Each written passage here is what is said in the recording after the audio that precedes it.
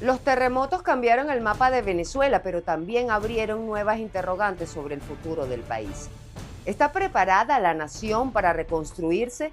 ¿Quién financiará esa millonaria recuperación? ¿Levantarán las sanciones sin alterar el escenario político?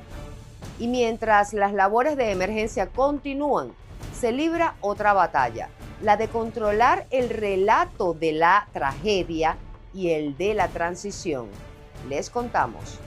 Hoy analizamos las decisiones que podrían marcar el rumbo del país en los próximos meses.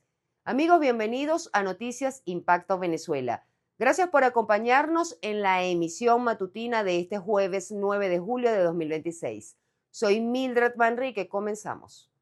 Miles de familias continúan buscando respuestas entre los escombros, pero la emergencia ya no depende únicamente de la fuerza de la naturaleza. Analistas advierten que las decisiones que se tomen en las próximas horas podrían marcar la diferencia entre una recuperación ordenada o una tragedia aún mayor. ¿Está Venezuela preparada para enfrentar lo que viene? Quique Frías con los detalles. La emergencia en Venezuela por el doble terremoto del pasado 24 de junio no terminó cuando dejó de temblar la tierra, con todavía familias buscando desaparecidos y equipos tratando de encontrar vida bajo los escombros. Comienzan a aparecer errores de accionar del Estado que pueden agravar el desastre: remoción sin control, falta de registros, traslados poco claros y decisiones apresuradas sobre lo que debe hacerse con las zonas destruidas. Sí, las primeras 48 horas fueron un reto importante de movilización, ya que por supuesto la gente estaba en la calle buscando a sus familiares, se estaba movilizando mucho, muchísimas personas de Caracas, pero también de otros estados del país se empezaron a movilizar hacia La Guardia, hacia La Guaira, y la verdad es que eso, las primeras 48 horas podía ser un poco complicado para los equipos de rescate moverse y las condiciones son bastante adversas, de mucho calor para los rescatistas y bueno, de muchas dificultades, ¿no? Una de las alertas más graves está en el manejo de los escombros. Parte del material retirado estaría siendo arrojado al mar sin que se conozca si fue clasificado, revisado o sometido a control forense y ambiental. A eso se suma la ausencia de una lista pública de desaparecidos y la poca claridad sobre el destino de cuerpos, pertenencias y familias trasladadas. ¿Qué otros errores está cometiendo el Estado en esta fase posterior al doble sismo? Es posible que los reportes de el número de víctimas, el número de damnificados, se esté manejando con una opacidad tal de que nos enteramos cuáles son los números oficiales diariamente por un canal de Telegram del presidente de la Asamblea Nacional, que es Jorge Rodríguez. O sea, primero, porque él es el encargado de decir esto, porque no es la presidenta, porque no hay rueda de prensa diarias para que los medios también puedan hacer preguntas. O sea, una total opacidad. Y además que hay un contraste muy importante, porque por ejemplo, cuando el presidente Chávez estaba vivo, cuando él estaba su estado de salud delicado, todos los días había una rueda de prensa. Entonces, ¿por qué no se manejan las cosas con la misma institucionalidad? Limpiar rápido no puede imponerse sobre la búsqueda, la identificación ni la obligación de explicar qué ocurrió en cada estructura colapsada. No hay tampoco un apoyo para la revisión de estructuras porque además esto todo, que claro, es canonado, de la gobernación, de la alcaldía, de un acompañamiento de estructuras, de volver a la rutina, etcétera, o sea, de las revisiones de especialistas, de ingenieros civiles, para brindar seguridad a la población. La tragedia todavía puede contenerse si se corrigen las decisiones equivocadas. ¿Qué medidas deben aplicarse de inmediato en el rescate, la clasificación de escombros, el registro de desaparecidos, el manejo de cuerpos y la reconstrucción para evitar que la emergencia siga creciendo? El hecho de que, por ejemplo, la afectación más grande, si es verdad, fue en Caracas y en La Guaira, pero tienes estados como Carabobo, tienes estados como Falcón, estados como Yaracuy, que también fueron afectados, donde hay total opacidad y omisión con respecto al estatus de la situación de la población allá. Y bueno, ¿qué se puede corregir? Mayor transparencia, lo ideal sería que fuera un ente tercero, un tercer ente como la ONU, la que tuviese una web de transmisión de dónde está la ayuda humanitaria, de quién ha llegado, de quién proviene, de dónde proviene. Hoy en día es tal que aunque el gobierno monte una página de transparencia, la gente no creería en eso. Yo creo que el mejor ejemplo de eso es cuando montaron la página de transparencia en abril, mayo, no me acuerdo, o marzo, de que habían ingresado 300 millones de dólares por la venta de petróleo y dijeron que esa cantidad exacta fue destinada para el aumento de salarios, pero ningún desglose ni nada. Lo mejor que puede hacer el régimen hoy para poder garantizar la información, uno, tener un mecanismo oficial de transmisión de información pública, verificable. En medio del caos, actuar con método también salva vidas. La improvisación, en cambio, puede convertir cada error en otra herida. Reportó para ustedes Quique Frías. Impacto Venezuela.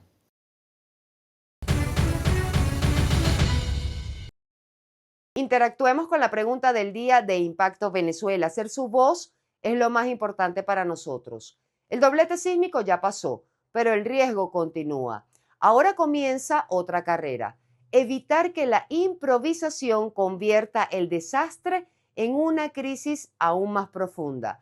Pero, ¿crees que una mala gestión puede provocar una segunda tragedia? Argumenta tu respuesta, los comentarios están a tu disposición, te leemos en la emisión estelar. Naciones Unidas estima que reconstruir las zonas devastadas exigirá más de 37.000 millones de dólares, una cifra que supera ampliamente la capacidad financiera del Estado venezolano.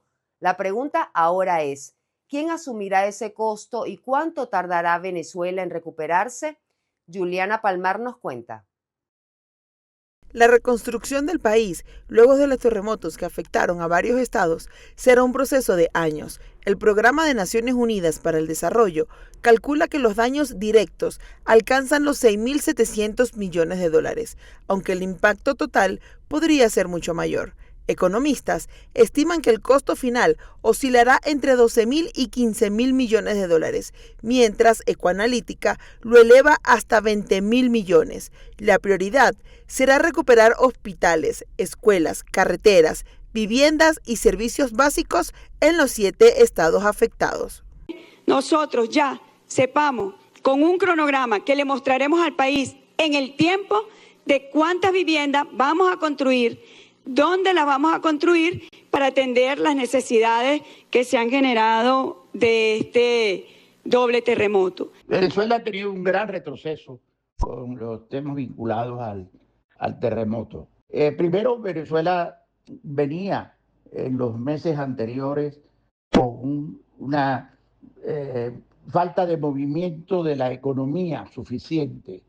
Venían eliminación de sanciones que fueron trayendo algunas actividades mayor económicas, pero económicamente las compras y la venta antes del terremoto estaban teniendo dificultades. Después del terremoto hay un desastre nacional que no se recupera en los próximos meses y probablemente en 2 años fácilmente. Hasta ahora, Estados Unidos ha anunciado 386 millones de dólares en ayuda humanitaria. Además, envió más de 400 toneladas de suministros de emergencia para atender unas 70.000 personas. Sin embargo, esa asistencia representa apenas una parte de los recursos que requerirá la construcción de un país que antes del terremoto ya enfrentaba crisis por falta de hospitales, escuelas y vialidad. No se pueden acudir a préstamos internacionales solamente porque para los préstamos internacionales es necesario un refinanciamiento de la deuda, que va lento y tampoco se ha realizado. Es necesario refinanciar la deuda, ver en cuánto queda la cuota que el país tiene que pagar mensualmente para que sobre ello se pueda entonces fijar a lo mejor una cuota adicional de reconstrucción para el país. La reconstrucción no solo será levantar edificios, también habrá que recuperar carreteras, hospitales, escuelas, redes eléctricas y sistema de agua que quedaron destruidos o fuera de servicio.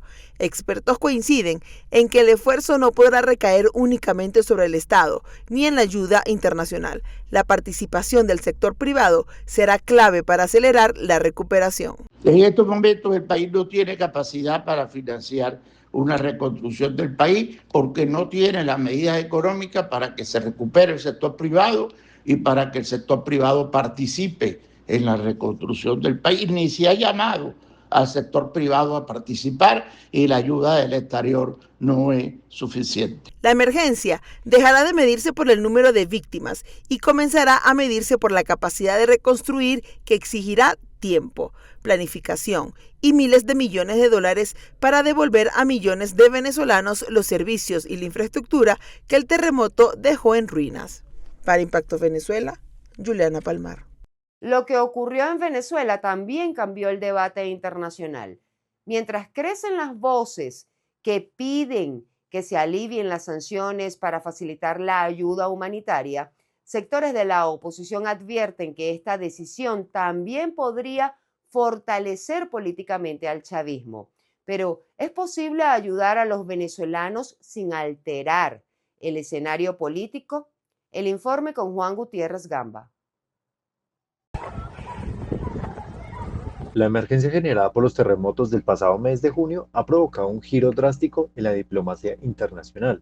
Diversos órganos de las Naciones Unidas, que históricamente han condenado las violaciones a los derechos humanos en el país, hoy piden dejar la política de lado y flexibilizar las sanciones económicas para facilitar la entrada de ayuda humanitaria y recursos para la reconstrucción. En este escenario, la presidenta encargada, Delcy Rodríguez, exigió el cese inmediato del bloqueo económico, asegurando que Venezuela tiene con qué levantarse.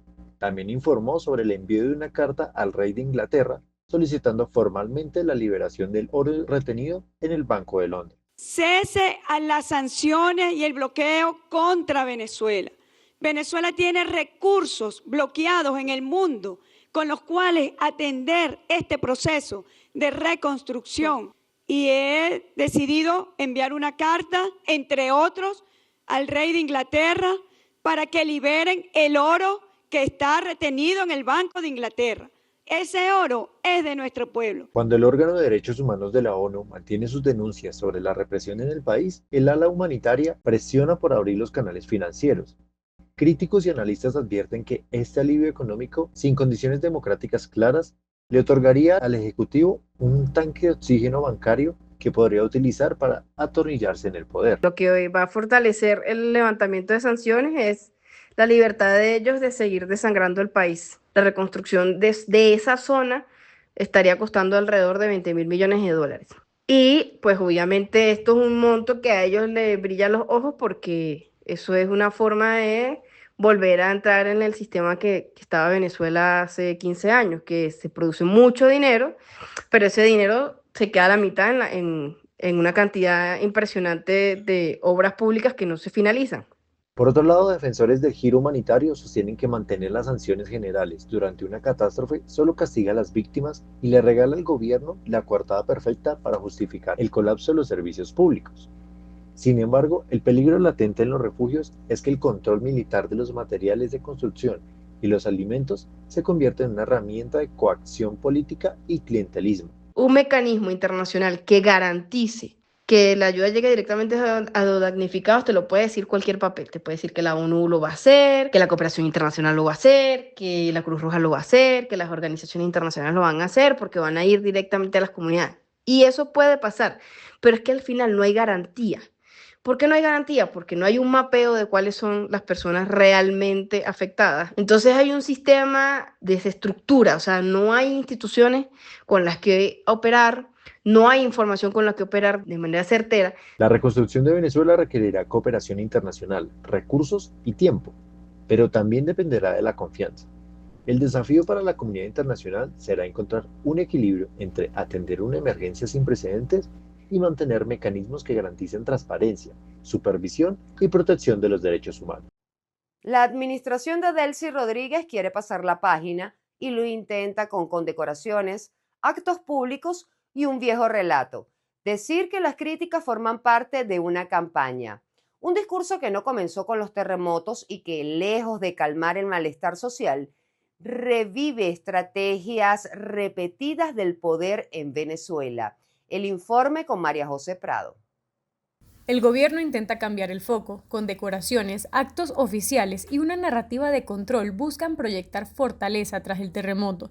Sin embargo, el descontento no disminuye. Las críticas por la tardía respuesta estatal fueron desestimadas por Delcy Rodríguez, quien aseguró que eran producto de una matriz y de un laboratorio. No es una reacción aislada, forma parte de un patrón que el chavismo ha repetido durante más de 2 décadas: desacreditar las críticas antes que explicar la gestión. Estas estrategias son de muy viejo alcance y son muchos los ejemplos que se puedan conseguir en la historia al respecto, desde la antigüedad, el Imperio Romano, la República Romana, la Alemania nazi, la Cuba comunista o cualquiera de los regímenes comunistas de la propia Unión Soviética. Es un estilo, es una táctica, es una forma en que se puede empezar a manipular la conciencia de la ciudadanía o de las personas para el uso, por tanto, del manejo de las masas y de la opinión, y así poder conseguir estos gobiernos populistas, dictaduras, regímenes, organizaciones que consideran entonces sus alcances y sus objetivos quedan supeditados al objetivo que plantean desde la propaganda para después continuar avanzando en el manejo de la manipulación, no solo de las masas, sino también de lo que ellos mismos puedan hacer como organismos y como aparatos internos que reprimen a su vez y manejan y manipulan a las masas en común. La paradoja es evidente. Hugo Chávez pasó a la historia por asumir la responsabilidad del golpe de Estado de 1992. Ya en el poder, el discurso cambió. Después de la crisis de 2002, responsabilizó a los medios, a la oposición y a supuestas conspiraciones de los problemas del país. Con los años repitió el mismo libreto frente a denuncias de corrupción, inseguridad y conflictos políticos. Nicolás Maduro llevó esa narrativa un paso más allá al negar violaciones de derechos humanos, cuestionar informes internacionales y hasta presentar al Tren de Aragua como una invención. Ahora, tras el desastre sísmico, el argumento vuelve a ser el mismo. La descalificación, más allá de las críticas, creo que la génesis primordial de esto es la descalificación hacia la humanización de las personas. Cuando se empezó a deshumanizar a las personas con calificativos como escuálido, majunche o gusanos, esto ya inmediatamente descalifica a su vez también cualquier cosa que estas personas puedan decir. Por tanto, las críticas, las reflexiones, las opiniones inmediatamente eran consideradas negativas o descalificadas porque ya habían sido deshumanizadas las personas que pudiesen tener este tipo de interpretaciones. El gobierno insiste en instalar su relato con actos oficiales y mensajes de control, y en medio de estas estrategias, la encargada de la presidencia, Delcy Rodríguez, presentó la noche de este miércoles un nuevo balance de la emergencia. 3.811 fallecidos, 16.740 heridos, 6.462 personas rescatadas, 86.794 familias atendidas. También reportó 17.907 personas que perdieron sus viviendas, 856 edificios afectados, 190 colapsados y 1.102 réplicas desde el terremoto. A eso sumó el despliegue de 30.076 efectivos, 28.992 voluntarios y 4.388 rescatistas internacionales, además de la distribución de 9.603 toneladas de alimentos y 9.6 millones de litros de agua. Sin embargo, el debate sigue siendo el mismo. Para una parte importante de la población, las cifras oficiales no han logrado desplazar las preguntas sobre la respuesta del Estado durante las primeras horas de la tragedia. Donald Trump le salió al paso de la controversia. El presidente de Estados Unidos negó que le haya pedido a María Corina Machado que no regresara a Venezuela tras los terremotos y rechazó las versiones que circularon en distintos medios de comunicación y en las redes sociales. Escuchemos. No, she's terrific. She's a wonderful person. Did she go back? I guess. She didn't, and it was reported that she did or didn't. She did not. It was reported. I did not tell her to not go back. I think she's a good person. She gave me the Nobel Prize, right? So how can I dislike her? She won the Nobel Prize. She said the only one that should win it is Trump. I didn't know her at all. So she said Trump settled 8 wars, which is true. They were talking about it today. Azerbaijan. I mean, think of the wars they settled. 8 wars that were going on for 30. Even if you look. In the Congo versus Rwanda, I settled it. After 14 years and about 15 million people had their heads chopped off, I settled that one. I settled 8 wars. And when she won the Nobel Prize for Peace, she said, I can't believe I won it. The only one that should win it is Trump. Actually, they probably will do the wrong thing. It's very sad with Norway. But I would say I should have won that award more than anybody that ever received the Nobel Peace Prize. Because nobody settled wars. I settled 8 of them because of a certain type of personality I was able to settle. Think of it, India and Pakistan. You know, because you covered it, that war was raging. They were a week into it, 11 planes were shot down, and that war was going to go nuclear. The Prime Minister of Pakistan said President Trump saved from 30 to 50 million lives. Well, guess what? It could have been a lot more than that. Continuamos con nuestra cápsula informativa Impacto en 60 segundos. No se despeguen de nuestra pantalla. Tras la polémica, comienza el rastreo de las donaciones. La controversia por el destino de las ayudas humanitarias hacia Venezuela dio paso a una carrera por la transparencia. La presidenta encargada, Delcy Rodríguez, anunció una plataforma tecnológica que permitirá a los países donantes rastrear en tiempo real el recorrido de la ayuda desde su recepción hasta su entrega a los damnificados, en respuesta a las dudas surgidas sobre el manejo de los insumos. Paralelamente, Transparencia Venezuela presentó un observatorio independiente para monitorear el uso de la asistencia humanitaria, promover la rendición de cuentas y documentar posibles irregularidades. Ambas iniciativas reflejan que, además de reconstruir el país, el desafío pasa por recuperar la confianza en la gestión de la ayuda internacional. El BCB acelera la devaluación en medio de la emergencia. Mientras Venezuela enfrenta las consecuencias de los terremotos, la economía comienza a reflejar el impacto de la tragedia. El Banco Central fijó el dólar oficial en 700,22 bolívares y el euro en 798,29 bolívares, en medio de una depreciación sostenida de la moneda local. Al mismo tiempo, la brecha entre el cambio oficial y el paralelo se redujo hasta cerca del 13%, un comportamiento que analistas atribuyen más a la paralización temporal de la actividad económica y a la menor demanda de divisas que a una recuperación estructural del mercado. Expertos advierten que el aumento del gasto público para la reconstrucción podría ejercer nuevas presiones sobre el tipo de cambio en las próximas semanas. Amigos, gracias por acompañarnos en una jornada más. Seguiremos informando con responsabilidad y haciendo seguimiento a cada acontecimiento. Permanezcan atentos a nuestras plataformas digitales y suscríbanse al canal de YouTube. Seguimos en oración por toda Venezuela.